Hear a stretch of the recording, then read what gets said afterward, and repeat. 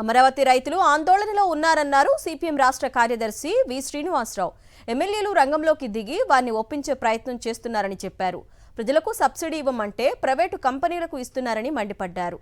రాజధాని రైతులు సంతృప్తిగా లేరన్న ఆయన పవన్ కళ్యాణ్ యోగముద్రలో కాదు నిద్రలో ఉన్నారని విమర్శించారు.